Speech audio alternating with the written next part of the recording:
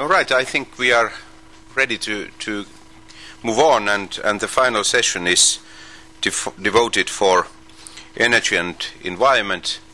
You cannot imagine any more challenging issue to be discussed as energy and environment. I think after Stern's report published late last year, the world is never going to be the same, we can say so.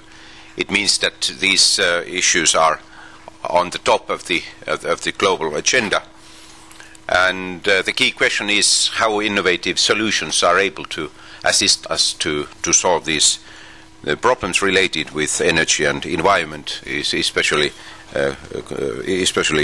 global climate change.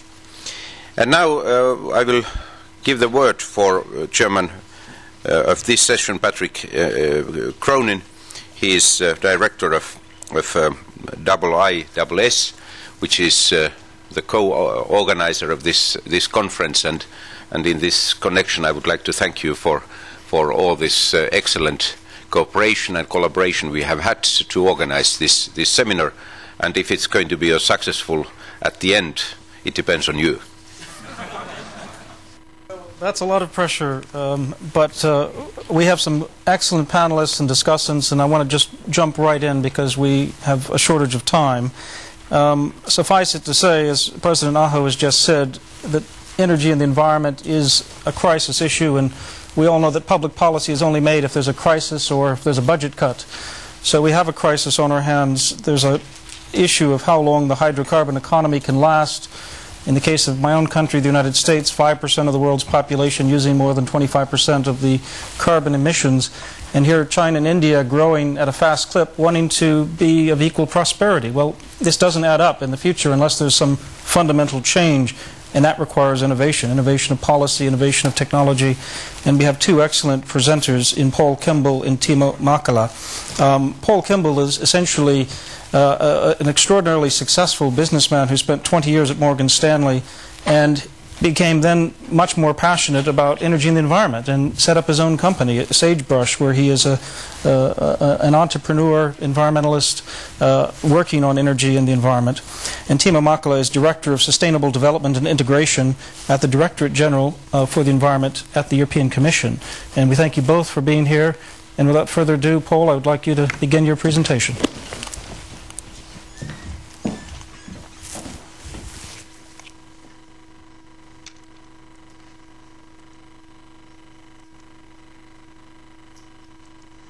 Thanks very much, Patrick, and to Sitra for having me here today. It seems the biggest innovation America offers in this area is to export summer to Europe in winter. So though we've not been, actually curiously, America has not been very innovative in the field of environment and energy, and both from the private sector investment side and obviously on the public policy side, America has been curiously and unfortunately off the main stage. So what I'd like to do in my remarks today is tell you that I think things are going to change in my country. There's lots of evidence that I see that both the public and private sectors are re-energized by the threat that global warming clearly addresses to our country and to the world. And I think in my remarks, hopefully I'll lay out some of the things that will be changing in the United States. First, let's look at where the U.S. fits in the grand scheme of global energy consumption, and we are the conspicuous consumers. As you can see, we're the largest sovereign consumer of energy. And when you go to CO2 emissions, we're right there at number one as well. So as America learns to accept the fact that humans do affect the climate, we have to be first on the list to doing something about it. Now, there's a couple of reasons why we're so far behind the rest of the world in terms of CO2 efficiencies of consumption. And the biggest reason is that we have fewer renewable energies than the rest of the world. The rest of the world approximately 13% of the energy sources are renewable, but when you look at the United States, it's about half that at 6%. So we start off with a very steep deficit to begin with. And that can be traced, as a lot of things can be in the United States, to the automobile. The U.S., first of all, doesn't use as much diesel fuel as other countries, but we have really gotten hooked on cheap energy. The low cost of fuel in our country, when you combine with the fact that there's always been a very strong political bias in the United States to protect the auto industry, it has resulted in a couple of things. Number one, CAFE standards are very low in the United States relative to the rest of the world. In fact, on average, they're 50% lower. So when we drive a car, we get a lot fewer miles per gallon than the rest of the world does.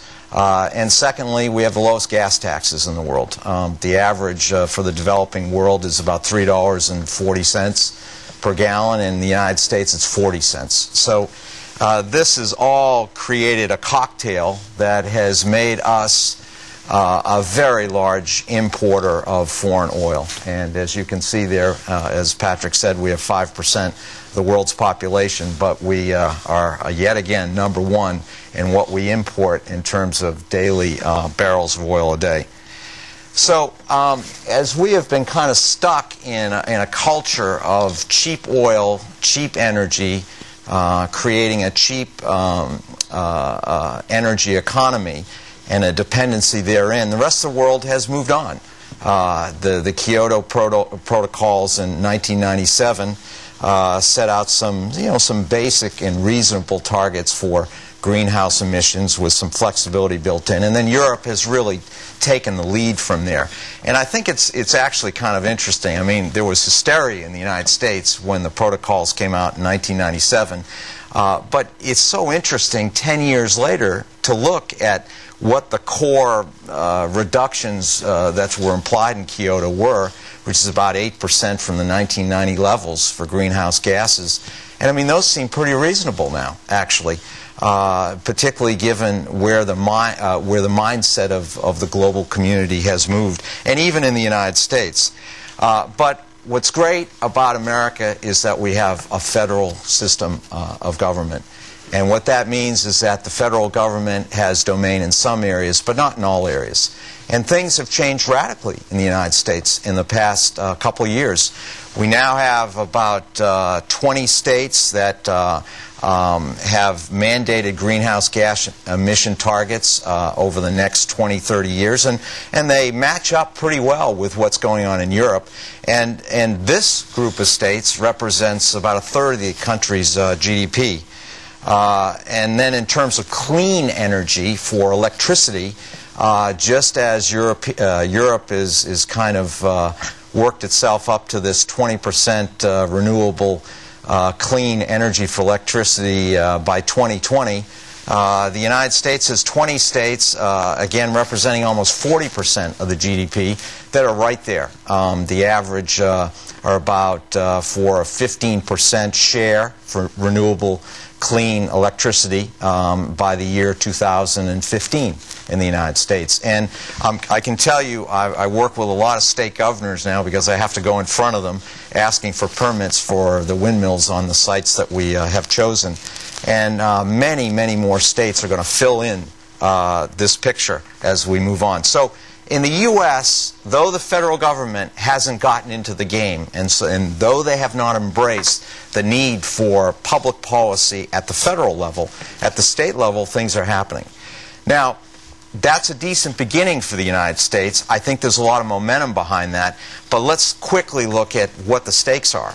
The United States, of course, is known for its huge trade deficit, and a third of it comes from imported oil. And secondly, as you can see, in terms of cleaner energies, we're really stuck with so much of our energy coming from fossil fuels.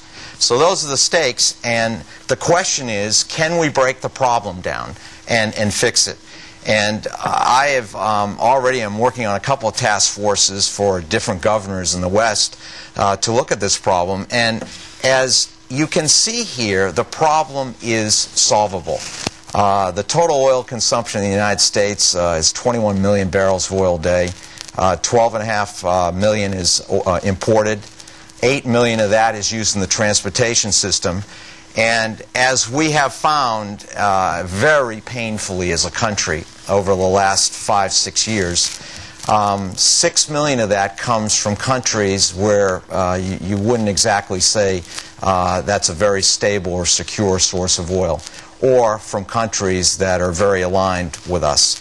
And though we have tried a military approach to perhaps creating a safer, more secure, more democratic world, we're finding the cost of that going forward, particularly with respect to oil-producing countries, is just not something we can sustain as a country. So there's a couple of ideas emerging in the U.S. Policy community to fix our imported oil deficit and dependency. One is you can take what might be called a moderate, market-based and public policy approach. And what is on the table in a variety of states, actually, and will be in the Congress in 2008, are ideas to create more cleaner homegrown fuels, in this case biodiesel. But the problem is we don't have enough cropland to significantly put a dent in that. If we used all the idle cropland in the United States and devoted it to biodiesel, we would only solve about 4% of our imported oil problem. We really wouldn't make a huge dent.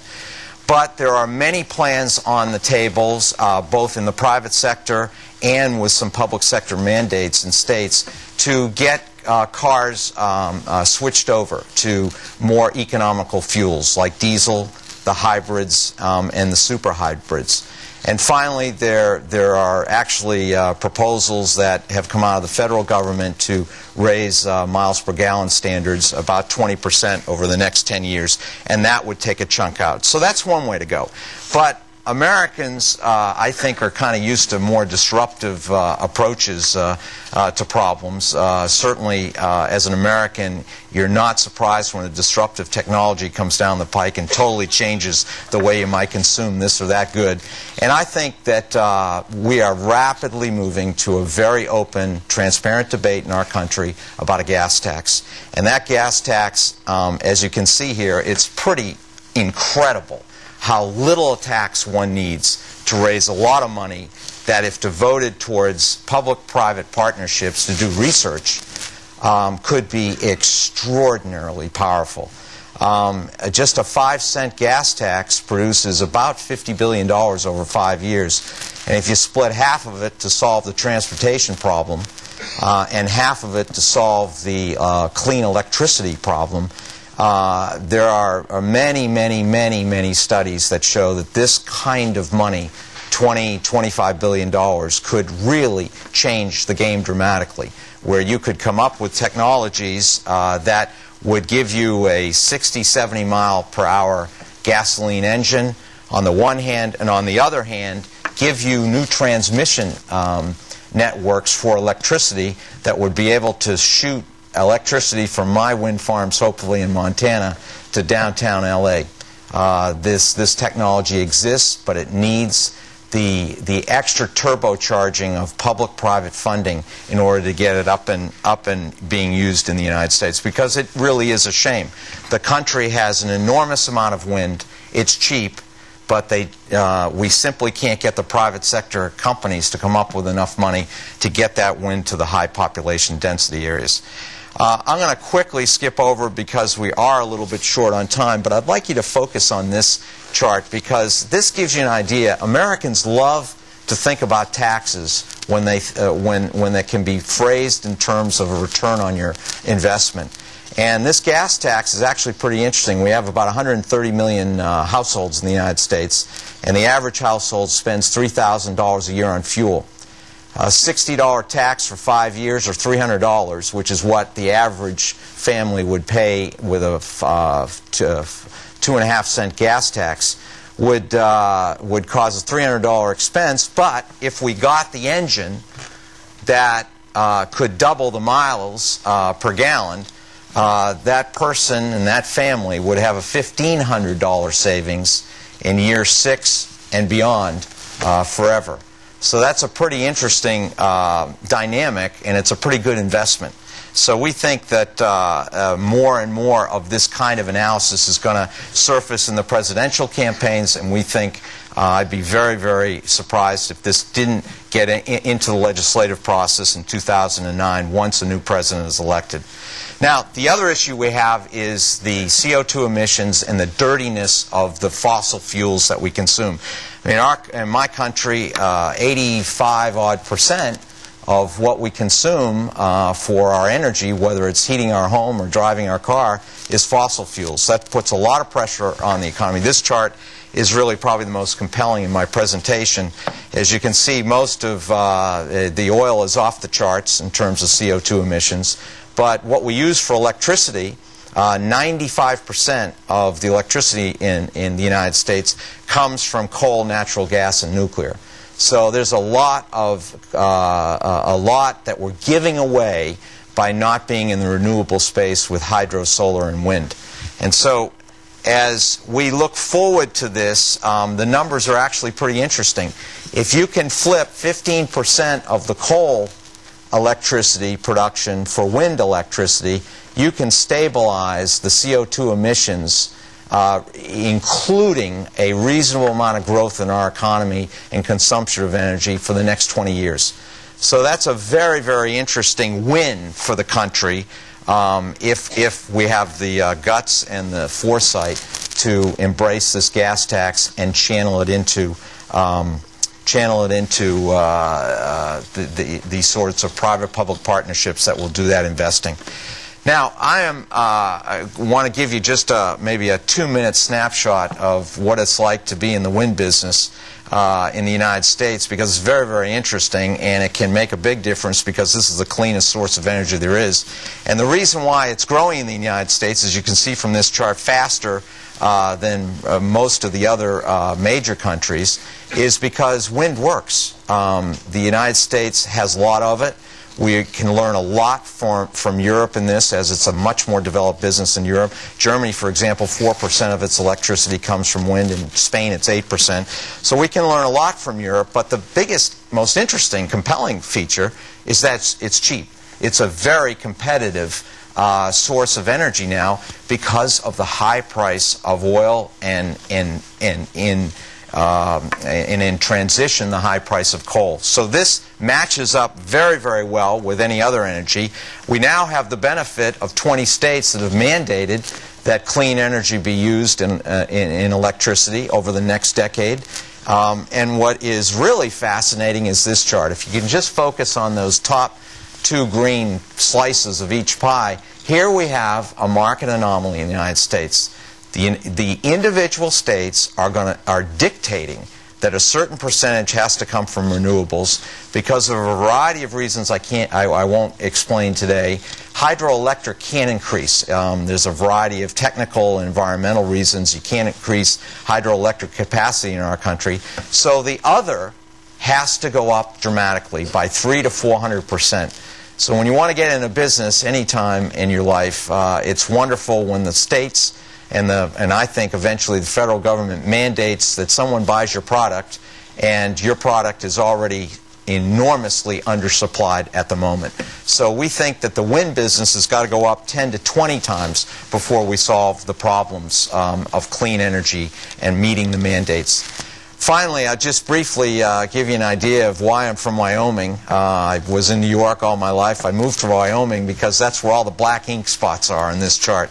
The cheapest, most highest value wind sites in America are out west. I've moved my whole family out to Wyoming. It's been a lot of fun so far, and you can see that if you want to spread a business and grow it quickly, you want to be where you don't have to have a lot of geographic distribution, and so the western part of the United States is very attractive. What's also interesting about wind is you have to have a high-quality site because the cubic output function of wind is cubic. And so the difference between the output at a high-grade site and a low-grade site is pretty dramatic. Finally, I focused my company in Montana, and we have sites all over the state in those purple shaded areas. And I might just leave you, if you look at the bottom number on that chart, this business, if you set it up on a high-grade wind site, is going to be probably a minimum of 14% return on your equity, but structured properly, you can get it up to 30%. So this, as a way to give America cleaner energy, right now it's a very lucrative place to invest your money. So in closing, I'd just like to say that it's been great to come to Europe. I've been here for 10 days. I have a lot as an American to learn from the Europeans in innovation in this domain. But I think the U.S. model is on its way. It's going to be a model where consumption taxes are going to produce research and development, which will produce a disruptive technology that is going to dramatically reduce the environmental, financial, and security risks that my country and lots of the world's developed country faces. I think we're in the lucrative part of the sweet spot here for private sector development in these areas, but I think America will quickly embrace this, and I think we will finally become a much better global corporate citizen with respect to our stewardship of the environment. Thank you very much. Well, Paul, I hope you're right. I was just in Washington, and the cars got 3 times as large as living in Oxford. And I remember growing up in Los Angeles, sitting in traffic on the freeway, cars bumper to bumper, and just using that, relying on cheap fuel to sort of... But I think you're right. I think we're ready for a mindset and change in the United States. As Professor Takeda talked about, how do you change a mindset? And I think maybe out of this enlightened self-interest and necessity, it may be coming. We certainly hope so.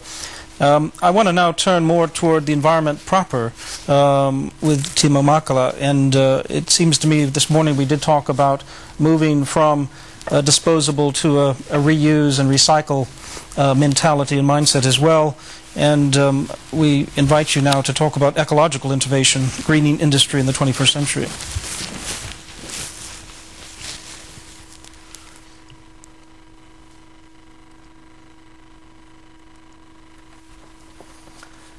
Well, thank you and good afternoon. There doesn't seem to be an international gathering or the conference where these days energy and climate change are not on the agenda. So it is definitely, as we already heard in the mainstream, 2 days ago, EU and US leaders tried to find the way forward on this topic. But just to open, and I try to be as quick as the previous presenter. Nick Stern, Sir Nicholas Stern, visited a couple of months ago Brussels. He is traveling around, as we all know, and he met with a group of commissioners and global industrial leaders and other stakeholders in a closed session. And Nick Stern started his presentation by telling that denying science is absurd, thinking that in this case, as in the past, human will able to adapt is irresponsible, and thinking that this is only an issue for our generation is unethical.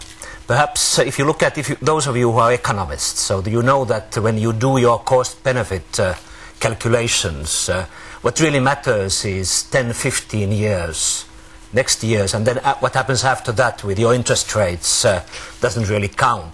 Perhaps there is a scope for innovating the way actually we do our economic analysis, try to build in the issues such as sustainability and climate change.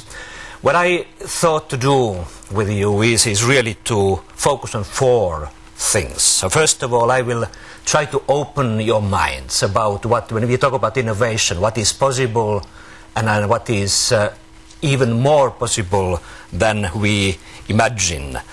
Then I need to say a few words about the challenges that we are facing. With just very few figures and facts, I want to sketch with you a vision, perhaps a European Union thinking at the moment inside the Brussels, and then a few words about the policies and the actions which rather focus on demand side, not the supply side, on trying to move forward with this vision. I was a couple of days ago in Berlin to prepare the summit to be held in June under the German presidency. And of course Germans, and I will come back to that, so they feel that in this changing situation we need to look at our growth and jobs agenda of the European Union to adapt it into new realities. But just very quickly, these are actually few examples of a flourishing new European companies who are working in the area of innovation, environmental goods and services. A big issue in some countries are plastic bags and plastic bottles. Of course they consume resources, but at the same time, of course, they are nuisance. And plastic bags are all over, bottles are all over. There is a very quickly growing UK company who has developed a biodegradable bottle.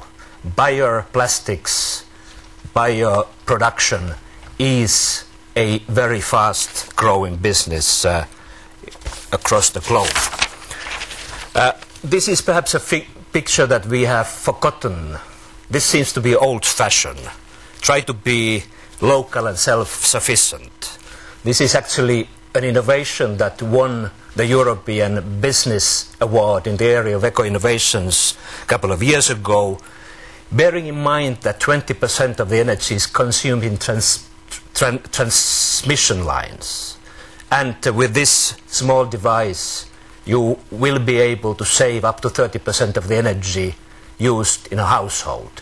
Because this is a small scale, but I had a chance to talk to a Pittsburgh professor a couple of months ago, and he told me that there are big office buildings being developed in US, in Pittsburgh, and not only developed, but already in practice, which rather produce energy than consumes energy with new technologies. The overall balance, energy balance, is that they produce energy.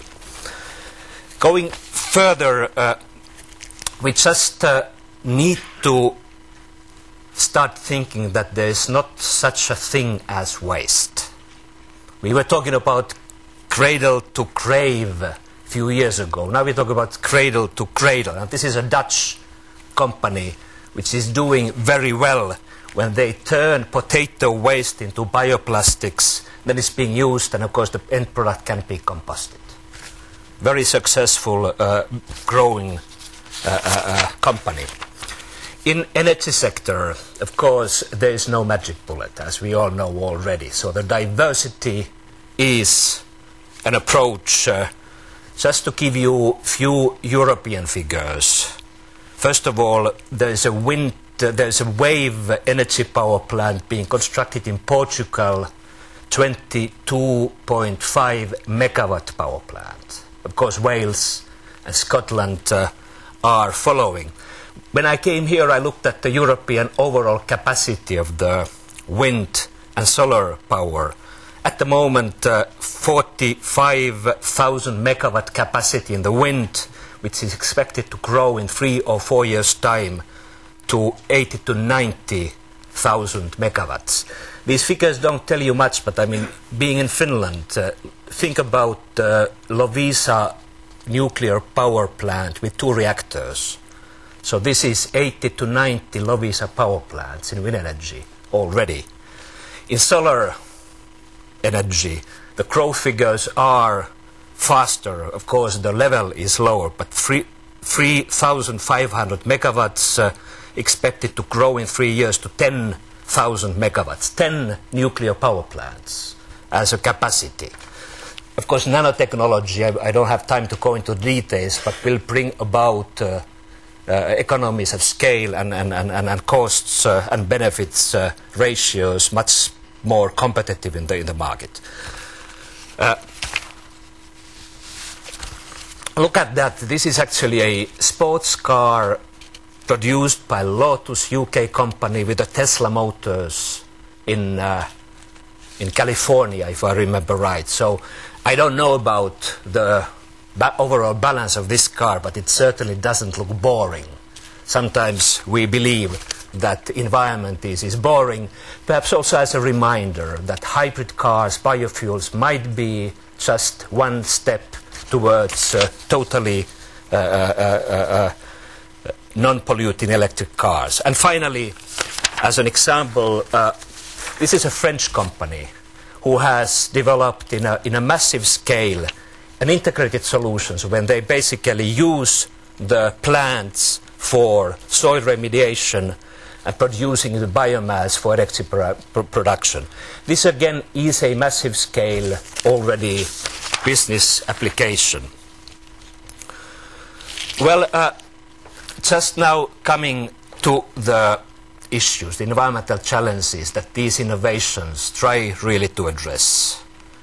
According to our estimates, greenhouse gas emissions globally in a business as usual concept will increase 2.5 to 3-fold by 2050 if we don't do anything. There are work ongoing, also my team in the Commission, to try to develop a good, well-captured indicator of our impact to sustainable production or our consumption, overall consumption impact. And of course, a concept has already been developed, which is called an ecological footprint.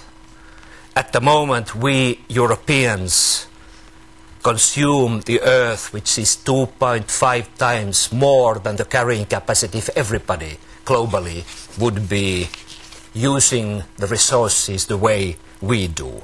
In US, it's 4.5 times Earth carrying capacity. Metals and resource consumption grew 35 to 40% in 10 years, but in China, these growth figures are tenfold, 200 to 300% growth. There are some alarming figures, which basically I think some of the US scholars have done those calculations. What would the Chinese growth and Indian growth mean in terms of the resources in the future? Well, environmental issues at stake. We cannot allow the greenhouse gases to increase, they need to be reduced. Recycling, reuse of the materials is not only saving the resources, but it has a very direct link to the energy consumption. Aluminium is packed energy, and if you recycle, your consumption is tenfold less than using virgin materials. Sometimes we think actually too narrowly about the climate change. Everything is linked to energy, and to energy everything is linked. This can be done. So we know that Japan is twice as energy and resource efficient as Europe, and for the time being 3 times as good as US. And doing nothing will be costing more to the society in the future as compared to doing what needs to be done. Of course, now turning to business opportunities that we heard already about, and perhaps giving you some insight of a very comprehensive work that Germans have been doing, not yet published, but they are going to publish this information, working with hundreds of companies, and they will come up with a rather detailed assessment what are the business opportunities in the area of environmental goods and services industry. Europe is well placed, but I mean, Japanese are catching up or are well placed as well, and as we heard, we just need to wait what's going to happen in the US in the next few years' time. According to German work, the world market for environmental industries, goods and services, don't ask me how this is defined, but it is a wider concept, is at the moment in the range of €1 trillion, and is expected to grow 6-7% a year to €2.2 trillion by 2020. Germans themselves have estimated that at the moment of their GDP, this industry constitutes 4%, and they expect that to constitute in 2020 16% of the German GDP. This industry is one of the only industries in Europe which generates new employment. One of the only ones. We talk a lot about the more traditional industries, which of course need to stay there and need to be there, such as car industry, perhaps chemical industry, metal industries. But as far as the job generation is concerned, they are stable, even though they stay in Europe, and they employ far less already now people as this industry.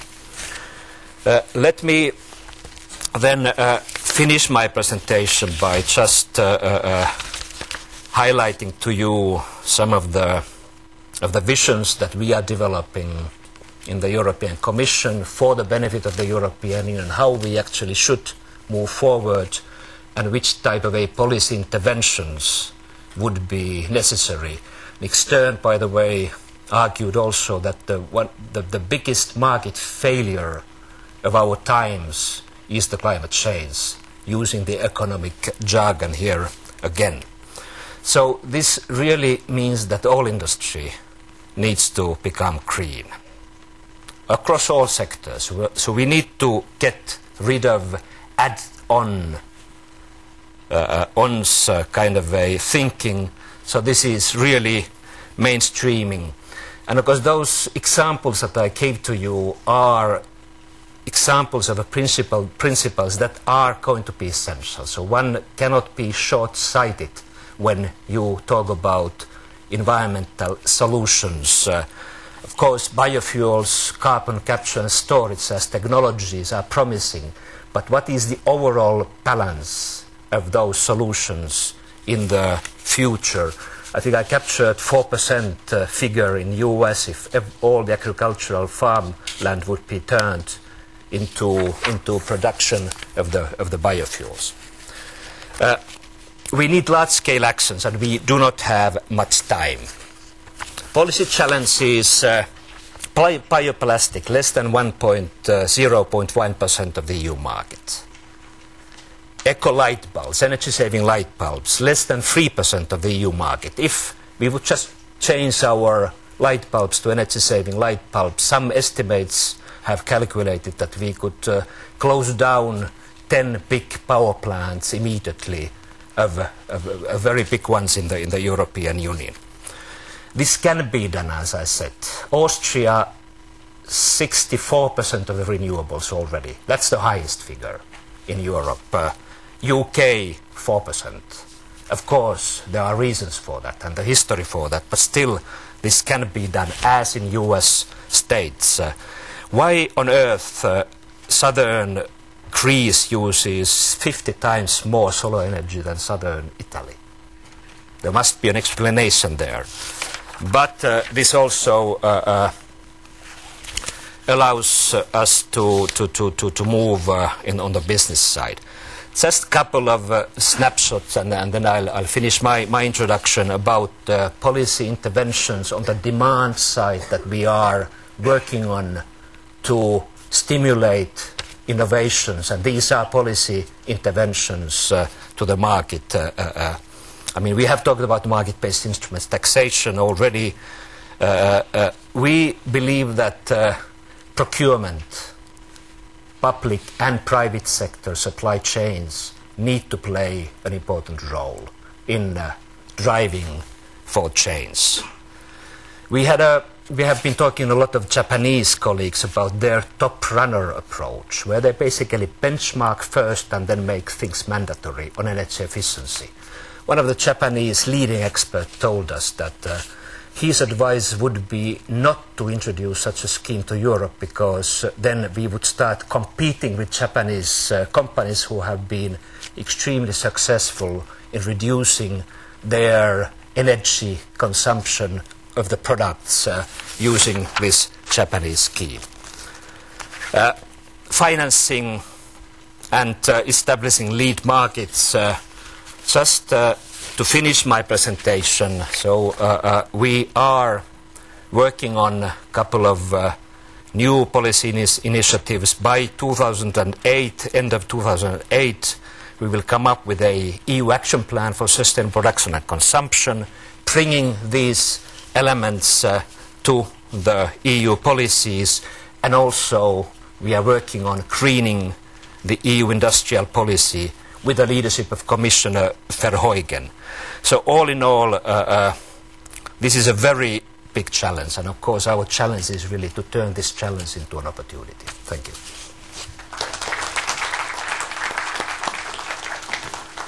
Well, we're actually caught up with time, which is a good thing because we have several discussants, beginning with Suga-san, who was introduced earlier as corporate advisor to Mitsubishi Heavy Industries. Thank you, Mr. Cronin. As Mr. Kimball and Mr. Mekera stated, most nations share the view that the global warming is the common challenge to humanity and requires the immediate action. Based upon this common recognition, the Science Council of Japan formed a special committee on energy and the global warming issue. I was a member of the committee, and after almost 1 year activities, the committee created and published recommendation report in March this year. We can see the report on the website of the Science Council of Japan.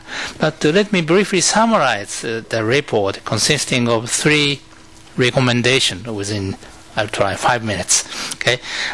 Recommendation 1 is the continuous commitment with a long-term perspective. Firstly, energy and the global warming issue cannot be solved in a brief space of time. Given our existing knowledge and the discussion carried up to this point, there still exist various uncertainties. Under these circumstances, the industry and the government and the academia are urged to play their respective role with the long-term perspectives. Scientists need to acquire more academic knowledge, while the private sector is required its effort to put such knowledge into practice. The government should take the initiative in promoting strategic research and development. Secondly, because these themes are so significant and urgent, the national government are urged to allocate a greater portion of the budget to cope with the energy and global warming issue, taking account of the long-term strategy. At the same time, such budget allocation should be implemented through the international coordination on the interdisciplinary basis. The second recommendation is the enhancement of the technological and social innovation. Firstly, to cope with the energy and global warming issue, 2 tasks are required to be implemented in parallel. One is the continuous development of the individual technologies. The other is the integration of these technologies to create the socio-economic value. Secondly, technological development can be managed in a flexible manner. For instance, different technologies can be introduced by different nations, depending on their characteristics and the social situation. Thirdly, other than the technological innovation, the social innovation is prerequisite for the solution of the energy and the global warming issue. The education and publicity activities should be encouraged to review and reform the lifestyle. The last recommendation by the Committee of the Science Council of Japan is the equitable take sharing. Firstly, as we know, the energy and global warming issue involves all nations. Therefore, the cooperation and the whole international society is crucial. In such cooperation, an international consensus should be established about the framework, including the definition of concept of equitability, under which each tasks are allocated globally among the nations and among the generations in equitable manner. Secondly, to ensure the equitable framework, it is essential to improve the basic data, including energy statistics, and to establish reliable indication for efficiency and other parameters.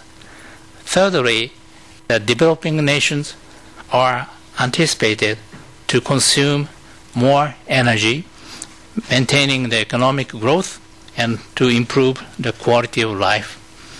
The developed nations are encouraged to transfer their technologies to the developing nations in order to help them to utilize energy in more efficient and cleaner manner, and to take advantage of such technologies in ensuring both economic growth and the protection of the environment. This is a summary of the report written by, issued by Science Council of Japan. Thank you. And Japan really is an exemplar when it comes to the environment. So while these principles sound extraordinarily simple because they're reduced to the basic principles, we have the example of Japan actually putting them into practice, and that's the impressive thing, and we'll hear more about that. But let's turn next to Kari Laajava, who's Vice President of Research and Development, Energy and Pulp and Paper at VTT Technical Research Center of Finland. Thank you, Mr. Chairman, ladies and gentlemen. And also thank you for very interesting presentations by Paul Kimball and Timo Mäkelä. So we heard about import dependence on oil in US, also lacking of energy resources, and also about that we need energy diversity and many sources in the future. And because VTT is a big, maybe the biggest knowledge provider in Nordic countries, I also would like to provide some data about future, some predictions of the future. So, because population grows and economic growth increases pressures for continued fossil fuel use, so we have really big challenges in the future. So we know already that greenhouse gas emissions have increased 70% during last 25 years. And if we continue like this, the growth will be 25 to 90% in next 25 years. And here we see that who are playing a biggest role here. So, and I'm happy that we have our US colleagues here, because Asia is a dominant player here, India and China in economic growth, but also US. Actually, Western Europe plays much smaller role here, and also Japan. Actually, next Friday, this week, so we are going to publish IPCC Work Group 3 report in Finland about greenhouse gas mitigation. If we don't do anything, or we go for the future like business as usual, CO2 emissions will grow dramatically. And if we cut down the emissions with 70%, we still have 2 centigrades increase in temperature. And this means really big changes in our energy system. And this means that we are going to have a strong energy efficiency measures. We need forestation and even carbon capture from fossil fuel combustion. And I know that USA is already planned and have had a lot of research on this subject. And what does this mean in energy sources? And it was really nice to hear by Paul Kimball about wind energy. And we have calculated with a Global Times model what should be the dominant energy sources in the future, next decade, based on economic optimization. And as you can see in the top, so this is going to be wind power, which is one of the dominant players. But also we can see that nuclear energy as fission energy is going to be a dominant energy source during this decade. Also hydropower. And all conventional fossil fuel energy is going to be such system that carbon dioxide is taken away and sequestrated. And of course bioenergy is increasing a lot, but it's not the only solution for the future. And it is best used in advanced technology concepts like combined heat and power gasification, so that both heat and electricity is produced at the same time. That's the most efficient way. And we know that wind power is difficult because there's a lot of fluctuations in wind. But if it can be managed with forecasting, flexible generation, energy demand management and storage. So this is one of the key sources for science and development, how to store energy. But there are also some strategic risks and political risks, as we heard already by Paul Kimball, that most of the developed countries are really strongly dependent on oil import and energy import. And European Union is one of the best, so we are going to be almost 100% dependent on import, like Japan and Korea already are. And also United States is going to be mostly dependent. But there are going to be really big changes in developing Asia, in China and India. China is not yet, but it's coming also to be in the same situation. And we can't solve this problem by agro-biofuels, as we heard already. So that's a fact. So this means that this is going to be save the foreign policy of many countries. And also about natural gas resources, and we see it already in Europe that natural gas is increasing rapidly its strategic importance. It determines actually the energy price in Europe at the moment. And also, what is other crucial factor is that large investments in gas infrastructure are needed. Infra is really poor in many places, and also many regions are politically unstable to produce gas. As you can see in that figure, that most of the gas is in those transition economies, and Middle East is growing fast. Also Latin America is growing fast, and OECD Europe is actually decreasing. And then the question is, will the investments be realized in time? And anyhow, the volatility of that energy markets and high prices can be expected because of these facts.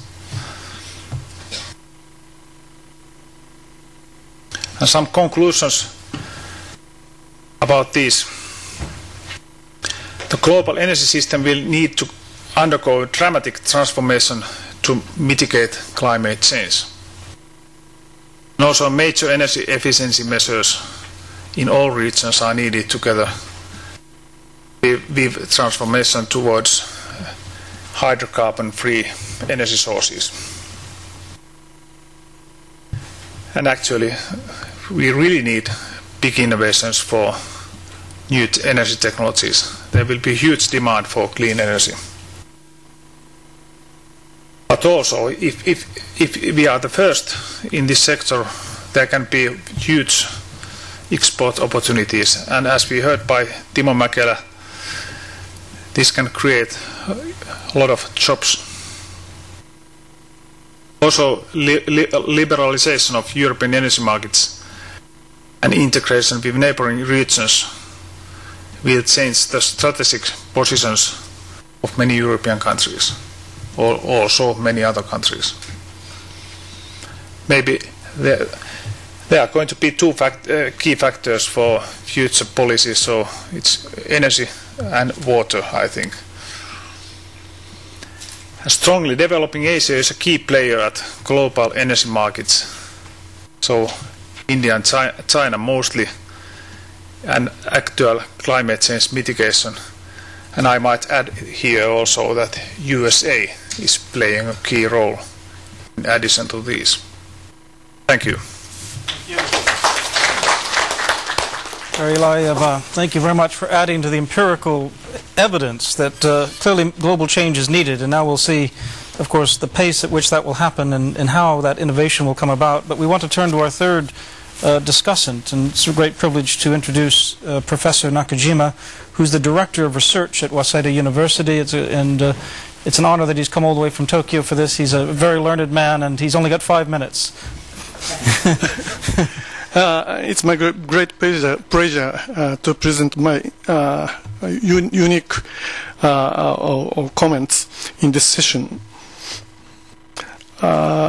Waseda University is a private university, and we have the oldest history in science and engineering in center of Tokyo, so-called heat-up island, because of the CO2 problem. And I am not a specialist in this field, but I experienced once very limited but very unique innovation-related experience. In my age of industry, the internet very based components of external moderator we invented with coupling with erbium doped fiber amplifier. So now very sophisticated broadband services in IT or IP. It's very I couldn't expect it at that time, 20 years ago. However, still this technology continued.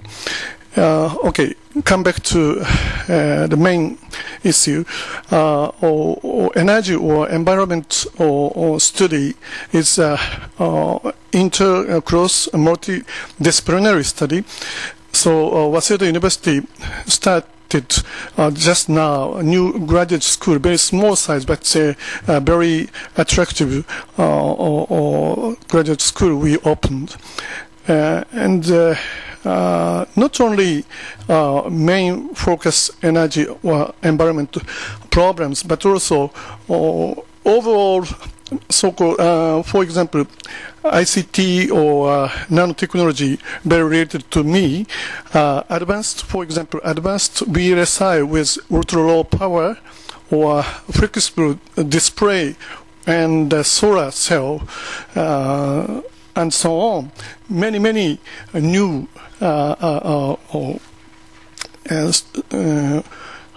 items to be solved are interested. And also environment is very much educational training themes, and students are very sensitive in Japan to sustainable society. Finally, I would like to mention more general. The imagination and analogy is very much important to grow up young, innovative people. One of the most important issues for innovation is imagination sensitivity, I think. Every year in my class, I ask to students, you should imagine future effects of your research or development to the society. If success, it should reflect to you and your family. And analogical approach is also very useful. Now, inter or transdisciplinary studies very much important, but students don't have enough time to study every discipline. So once they establish only one discipline, he or she can transduce the other discipline with analogical approach. It's my very poor experience on innovation. Thank you. Well, thanks to the discipline of our speakers, we have a few minutes for some questions, and I will acknowledge anybody who wants to raise your hand and ask a question. I will ask our speakers, though, the two main presenters, the first question, which really comes to where the center of innovation for moving beyond oil and hydrocarbons is likely to come from. It's obviously going to come from many different levels, including even individuals, up to government policy, to regional organizations and global organization. But I mean, I wonder whether, Paul and Timo, you would be willing to argue one or two key instigators or catalysts for the change that we're likely to see and need to see, because we have seen promises about how technology and public policy can change over the years. This morning we were amused by some of the old photographs of the modern kitchen of the future, and how this would, of course, save time for the modern housewife as was built in the 1950s. And we also created a Department of Energy in the United States under the Nixon administration. And the reason that Nixon established that Department of Energy was with the stated objective of one goal, which was to eliminate America's dependence on overseas oil. Well, we can see how well we've done on that. So why is it going to work this time? Where is this innovation going to come from?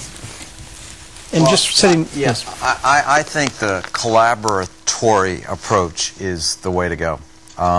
And I see it popping up all over the West. The University of Colorado is setting up a joint venture with a couple of the universities. They want to become a center of excellence for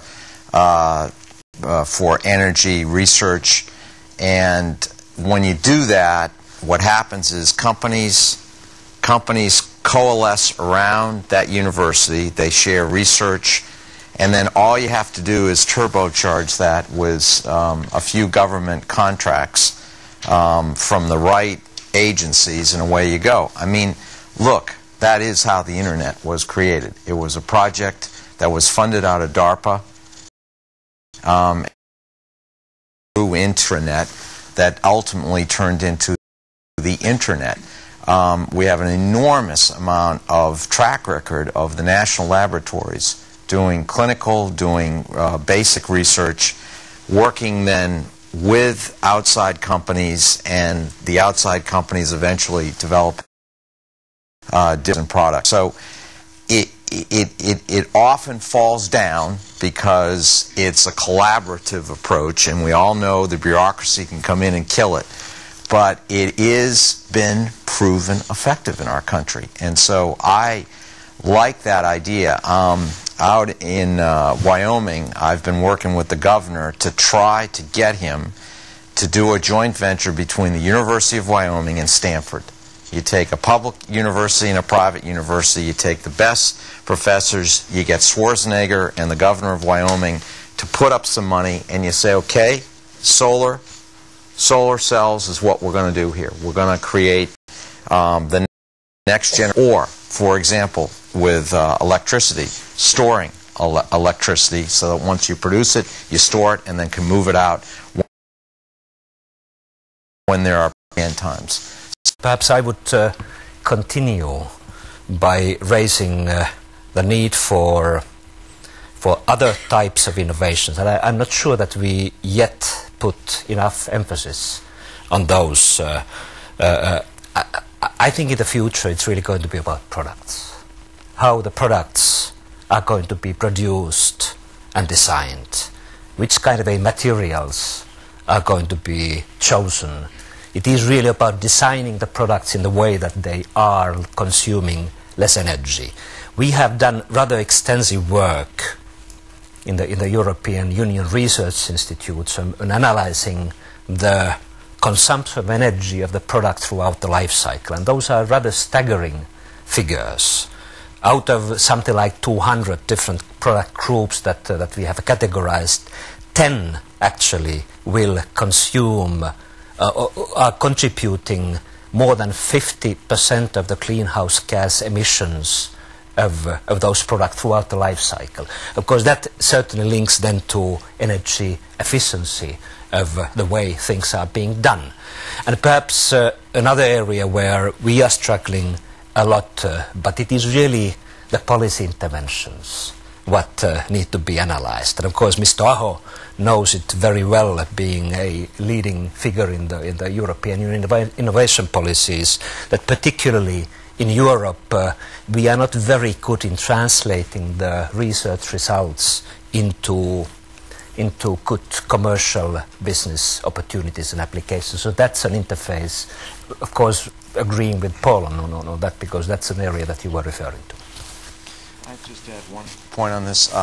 One emerging technique that's happening is that when you have a collaboratory, if you allow the output to be commercialized and you have a venture capital component to the government's assistance, you get the product being worked on much more in the private sector than the public sector.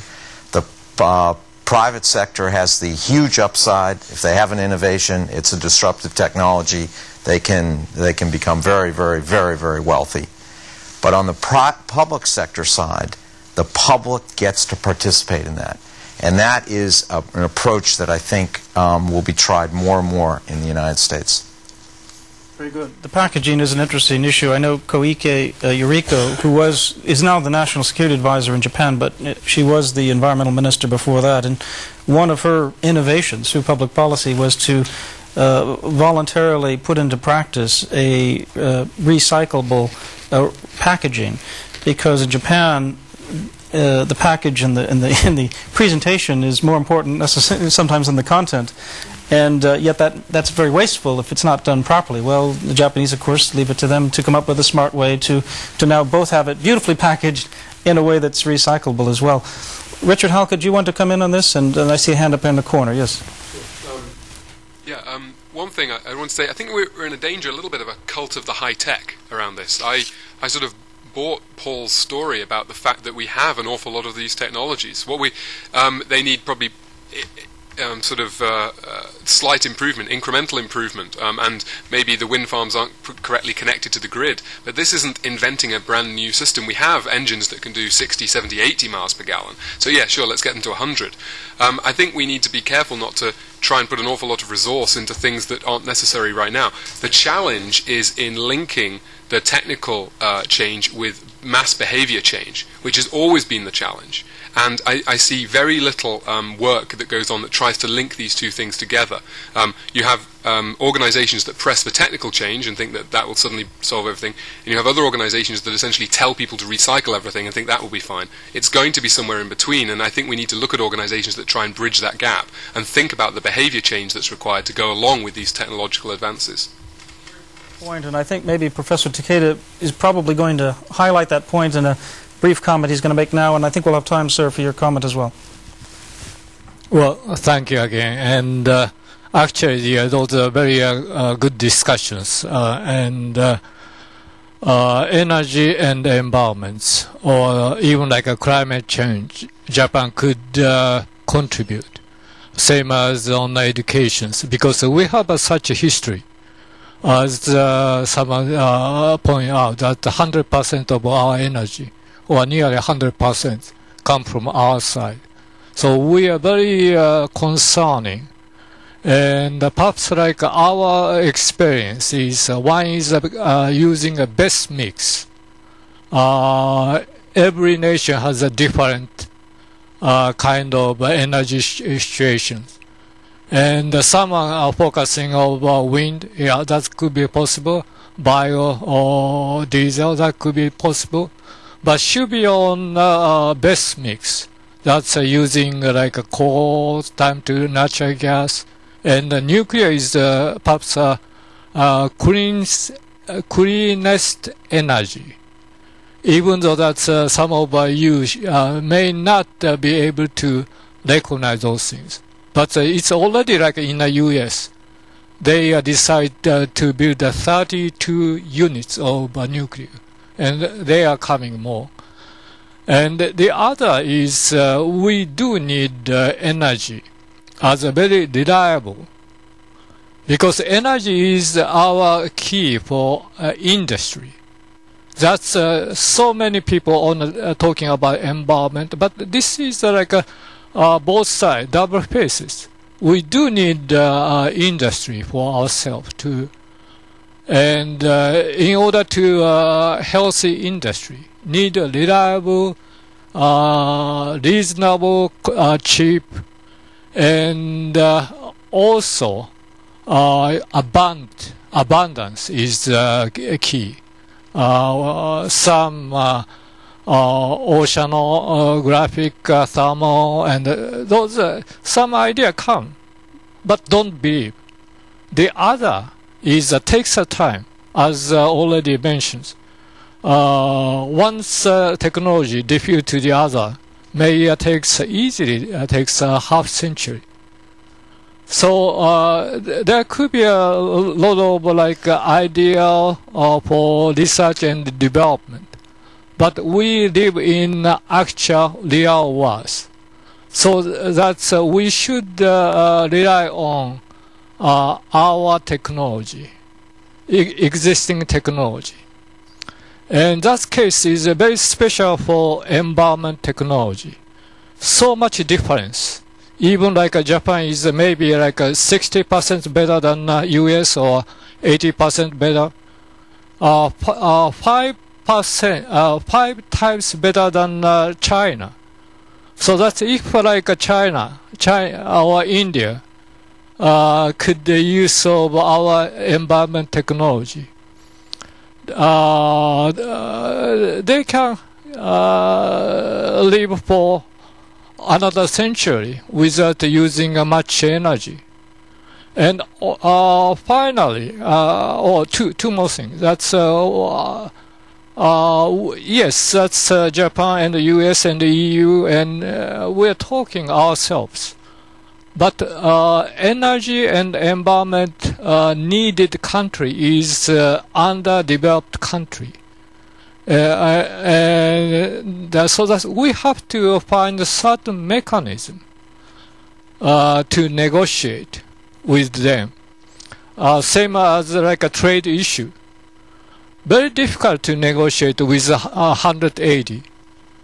Same as like 180 is each different. So that's this is a kind of a new type of science.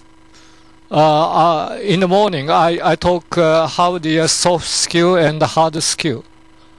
But energy and the environment, as well as other issues, is a very complex issue. So we do have to develop our mindset more complex way. Those are some of my comments. Well, I can keep on. No, thank you very much. I want to give this gentleman a chance to raise his question or comment, because I think we still have a couple of minutes. Thank you. I would like to continue with people's behavior, because we often are very focused on technologies. I recently heard that attitudes of people younger than 35 years have changed in such a way that pleasure and comfortability are getting more important than responsibility and tradition in purchasing. Truth or not, I would like to ask, what can you offer to increase consumers' role in boosting environmental technologies and market? It's a very important question. As the father of 2 teenagers, I can attest to that trend, at least in my own family, that sometimes they seem to be less socially conscious of what they're consuming, even while they're part of this new consumer generation, using Google Earth because they need to be interactive with the Web 2.0. They can't simply accept something statically presented. But Paul or Timo Makla, what's the answer to that? Well, I think they're both related, your comment and Richard's comment. I think this is a question of leadership. I think every country has to enunciate by its leaders some of the core values that it wants to follow. And in our country, there's a prize given every year by Siemens Corporation, a German company, to the senior high school student who's come up with the most innovative science project. And it's a marvelous, marvelous prize. It's a marvelous activity. Millions of high school seniors in the United States are involved in this. And wouldn't it be nice if the President of the United States, who always greets the winning Super Bowl team in football at the White House, wouldn't it be nice if it was a tradition for the President of my country to welcome that student to the White House and to have it be televised and have the presentation of the award be televised and to celebrate innovation. So I think leadership is an intangible yet absolutely essential part of this game.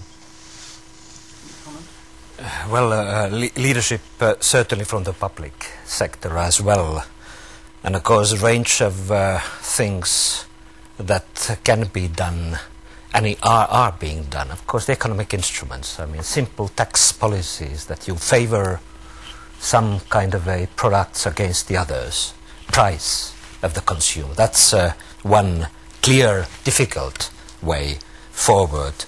Procurement, I mean, public sector needs to procure to increase the economies of scale, and then the prices will come down. Labeling, I mean, the consumers need to know. They just need to know when they make their choices. They don't know. Our studies on the consumer behavior tells that, and of course not that much linked to the age groups, that consumers instinctively, they want to do something, but they don't know how. And it need to be made easy for the consumers. Get the products out of the market through standards that are less energy efficient and favor those, make it easy for the consumer. And in the United Kingdom, where my daughter goes to school, they've just instituted this year, in fact, a new law that requires the environmental sustainability be part of the education at the age 14, 15 level, which is one of their public sector responses to this need to inculcate these values sort of moving forward. Unfortunately, we're out of time. I know, Timo Makla, you have an appointment to catch as well. I'm going to turn to a wrap-up, but before I do that, I want to thank both of you for your, and all of the discussants. Thank you very much.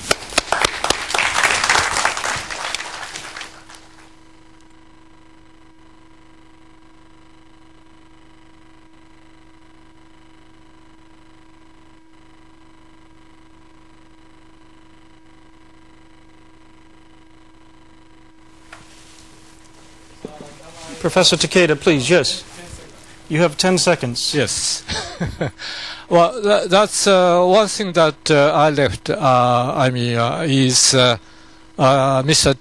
Timo and other people is preparing a G8 of German this year, and perhaps you remember that next year that's Japan government Japan will host. And Mr. Aho, that's like we have a very similar name, like Abe and Aso. Those like one is the prime ministers and the other is the minister of foreign affairs.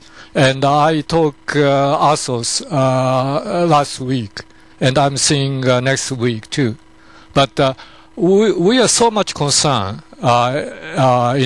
innovations, but the more concern is environment and technology, because China is a real energy needed, and India's and others Asian nations. So I have already worked with the Council on Foreign Relations of U.S. and the CSIS and other. But time to time, like I would like you think very seriously to prepare those things. Not only STO, but many like Europeans institute. Finish up. No, thank you very much. In fact, coincidentally, I was in Washington on Saturday and had lunch with Foreign Minister Aso, and we had a very candid discussion about a number of issues. The Prime Minister was just meeting with the President, where he was able to try to at least extract a promise of cooperation, again, on technology and global warming and dealing with the environment, at least offering the idea that Japan is the best vehicle for approaching the United States and trying to foster change. And it was the Foreign Minister who made the case for the Prime Minister's trip through the Middle East that has followed this week. And this is where the things that I do for a living at the International Institute for Strategic Studies very much intersect with innovation, with energy and the environment, because the conflicts in the greater Middle East and the conflicts that could ensue from a lack of energy security could well contribute rather than reduce the problems and the challenges that we already face. This is not necessarily linear. We face these challenges also in the midst of trouble spots in contentious and competitive relations, and so it makes it even much more complex.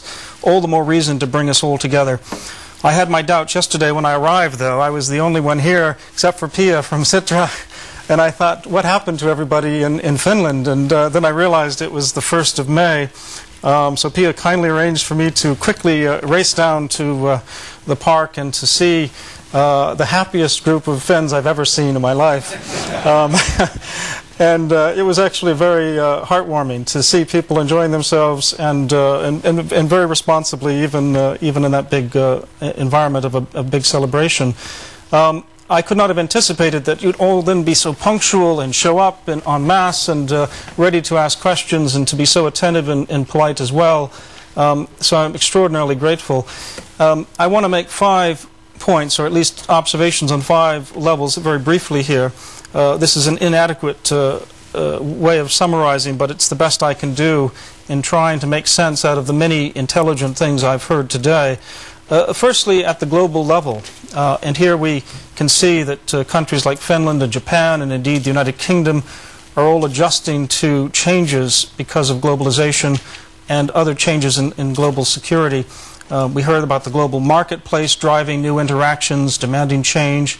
We've heard about the need for countries to change their mindset in response to this. Just on this panel, we essentially highlighted the need for the United States to change its mindset on energy. How is that going to happen? How is that mass behavior change that Richard Halkett pointed out that we heard from this gentleman? How is that actually going to happen? It's not going to be technology driven. We heard that in the first panel. So how is this going to happen? It's going to happen through some other combination of maybe the United States identifying national interests, not in narrow parochial terms, but in the terms that Suga-san was talking about, which was there has to be a factor of what's the global contribution of your national interest. This is what Japan is doing and why they're doing a much better job of winning hearts and minds, if we can use that phrase, than, say, the United States. In the case of Finland, we heard specifically about the broader systemic adjustment capacity as a phrase that applies to Finland operating in this new global environment. Secondly, at the regional level, we heard a good deal really about certainly the European region. We didn't hear quite as much about the Asia region, but that's mostly because of time and maybe because we had participants from only one Asian country. But I think there's activity in both of these regions that bears on these issues. There also needs to be cross-regional discussions and interactions that we heard this morning. That's part of globalization, part of this global network that is being created. So as in the broadest term, Asia rises, and Asia drives more and more of the global economy and of the narrative in this century. Therefore, Western growth which was predicated on 500 years of ability to adapt, adaptation. Another mentor's book, Impact of Western Man, by William Woodruff, captured this very well several decades ago. That ability to adapt is now being adapted by the Asians. Japan has adapted very well. It adapted amazingly after defeat in World War II. Again, maybe out of necessity comes sometimes innovation. And so both Europe and Asia are now adapting again to new challenges. And we see Asia forming a strong economic community. The security community is still very much in flux, and there's still questions about it. The United States plays a critical role. The relationship between Japan and China is still tenuous, even while there have been some impressive bits of diplomacy, and there's going to be more to follow, I think, under Prime Minister Abe. Here in Europe, we've definitely seen a strong economic community grow and flourish in the last quarter of century in a way that my professors at Oxford didn't predict 25 years ago. It's been very impressive on an economic scale. And now they face common challenges, though, beyond these regions. So the question is, what will Finland, what will Japan, what will the EU do to try to build the kind of networks, to the extent they can be built and sustained, to address some of the issues for both commercial and public policy ends of innovation. Thirdly, at the state level, the state is not withered away even while it's challenged. The state is still very much the most effective central organization for managing a lot of these huge problems, even if it has to find, and increasingly so, partnerships with the private sector, with universities, with civil society. We heard about the importance in the panel before last about research and development, the investment that is critical, not necessarily equal to innovation, not always well spent, sometimes underinvested, but at the same time critical for innovation. Clearly, smart innovation policies helping consumers, helping individuals and communities to make smart choices has to be part and parcel of the investment. So providing incentives to serve as a catalyst for innovation, fostering unconventional creativity, outsourcing by helping universities become these hubs, these magnets, these centers of excellence where there can be this non-hierarchical, free-range exchange of ideas, the moral insights that Professor Takeda talked about earlier. But governments also have a responsibility on the regulation side. Even though that's problematic when it comes to intellectual property, we also heard from Charles Leadbeater about the concern about putting a brake on too much regulation as well, because while you need regulation, you also have to try to prevent barriers from harmful from innovation, even while you try to stop harmful innovation, a point that Richard Halkett made earlier in the morning. A fourth level is the community level, and here it really is a factor of the 21st century that communities are the fastest growing organization that really do challenge the state, because communities are both below the state, subnational, and they're transnational. They transcend the state. I know from somebody who follows terrorism quite closely, it is this struggle over this community that we are in a battle of what we call cyber mobilization over, because ideas can fly as fast as electrons can move across the internet to try to shape people's images. And when they see a picture of an atrocity, it shapes that community suddenly across the world, in different parts of the world, into action, into negative action. But here on innovation, community can be part of the solution as well. That the contemporary environment is marked by this growth of community. So the question is, how can we empower these communities, these networks, to, even though our own state-based bureaucracies, our own maybe large corporate and large university structures have inertial forces. They're rigid. There may be artificial structures. How do we adapt these institutions to globalization at the community level? What can the state do to foster these non-state actors, the consumers who are creating this new narrative again? And so that fifthly brings me to the individual. It does come down to the individual man and woman. And the question is, what will move the individual into action? How will, at the end we heard here, technology blend with mass behavior? What's going to bring about this mindset change that 10 years from now people will say, I can't believe anybody, that my father used so much gasoline. I don't know how he did this. It's just not part of our culture anymore. Yet this will come. Innovation is largely integration, we heard this morning, more than brand new invention. So it's a synthesis as opposed to completely new knowledge. But there's also new knowledge in abundance as well. You think about the life sciences. We didn't talk about that today, but it's one of those huge growth areas that is shaping our century. We heard at lunch from Esko the famous quote from Thomas Edison about invention is 99% perspiration and 1% inspiration. But inspiration still matters. Inspiration can be the absolute catalyst for the breakthrough, the milestone that we need to leap over the hurdle. And then we can build the bird's nest around how the implementation of that big idea, that good idea that's out there. No country has a lot of Einsteins. I mean, Einstein was a unique individual. This morning, I think we heard that Leonardo da Vinci may even be the wrong model for a modern woman and man. But at the same time, we need people who are lateral thinkers. We need people who can move across disciplines, who can move across the government, the private sector, across the academe and civil society. I see this again in my own job, both as a former official and even as somebody helping to run a think tank. Well, when it comes to going to Darfur or Afghanistan, we're blending all types of discipline, from development and humanitarian assistance to good governance and providing the basic means of running a state and state building to security as well. And that's requiring new formations of putting people together, both officials and from the private sector. So information is in abundance in our century, and who's going to look across the seams of this enterprise in government and academe to forge innovative approaches? And that's why the individual is going to matter. We still need people at the end of the day to give us the qualitative assessment. What does this all mean? There's so much out there. Again, I mentioned Google Earth, or take a look at another new website, the Global Incidents Index, and you can instantly go in and it spots 50,000 incidents of terrorism, conflict, anything that's happening in the world, and you can zoom in on it. Or again, Google Earth, you can go in and look at how genocide unfolded in Rwanda. Or you can look at your house if you wish to go in. It's incredible what's happening here with technology, but it's coming down to this individual user, as we started the morning, who's shaping some of the solutions in looking at these problems.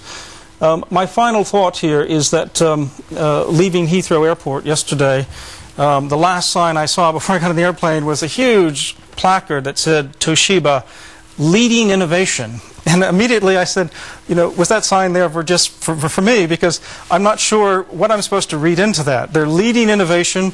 I'm going to a conference on innovation. And what do they mean? What do they want me to mean by this? I wasn't sure, and maybe I'm still not sure. But like innovation itself, as was mentioned by Esko, I mean, it is a risk-taking enterprise.